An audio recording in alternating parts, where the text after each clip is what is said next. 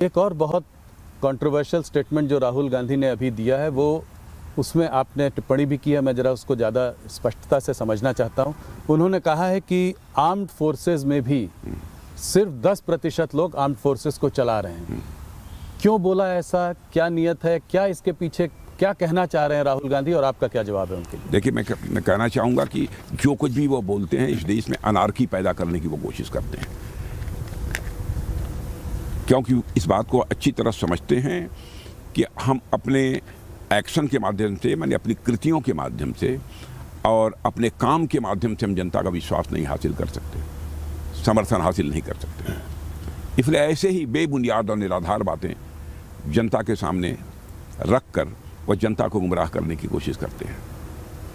लेकिन मैं मानता हूँ स्वस्थ राजनीति वही है जो जनता को गुमराह करके अथवा जनता की आंखों में धूल झोंक कर न की जाए, बल्कि जनता को विश्वास में लेकर राजनीति की जाए। तो पॉलिटिक्स को इस तरह की चीज़ों को आर्म्ड फोर्सेस पर लेकर नहीं आना चाहिए? नहीं, कोई सवाल ही नहीं है। देखिए, आर्म्ड फोर्सेस का जहाँ तक सवाल है, आर्म्ड फोर्सेस का मैं मानता हूँ कि एक ही धर्म है जी। वो तो आरक्षण क्या क्या बहुत सारी बातें उन्होंने कही है जी। आर्म्ड फोर्सेस का एक ही धर्म है, वह सैन्य धर्म है। इसके अतिरिक्त उनका कोई धर्म नहीं होता।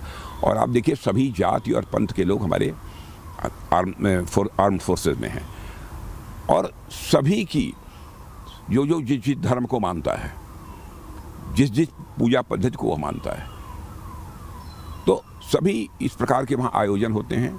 उनके अलग अलग वहाँ पर पूजा कराने वाले जो जिन्हें पुजारी कहा जाता है, वह भी जो है मौजूद रहते हैं। किसी प्रकार का डिस्क्रिमिनेशन, किसी प्रकार का भेदभाव जाति, पंथ अथवा मजहब के आधार पर हमारी सेना में नहीं है जी। और मैं समझता हूँ कि कम से कम सेना को छोड़कर ही उन्हें इस प्रकार की बातें करनी चाहिए। सेना को राजनीति में घसीटने की कोशिश नहीं करनी चाहिए। जी। राजनाथ जी, ये अग्निवीर स्कीम को भी लेकर विपक्ष ने पहले बहुत बवाल किया है। 2026 में 4 साल इस स्कीम के ख़त्म होने वाले हैं। क्या आपको लगता है कि देश की हालत देखते हुए, सिक्योरिटी कंसर्न्स को देखते हुए 25% से ज़्यादा लोगों को आप रिटेन कर पाएंगे? देखिए, ऐसा है, अग्निवीर बहुत ही एक शानदार स्कीम है, एक अच्छी स्कीम है। और हम लोगों ने यह भी कहा है कि 4 साल का टेरोर पूरा करने के बाद जो लोग भी अग्निवीर हमारे बाहर आएंगे उनका समायोजन कहीं न कहीं निश्चित रूप से किया जाएगा।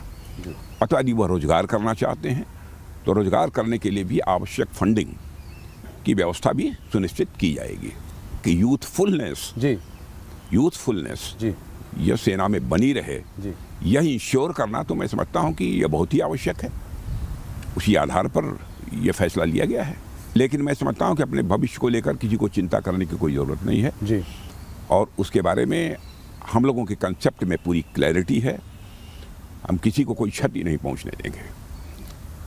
ये सुनकर वो लोग आश्वस्त होंगे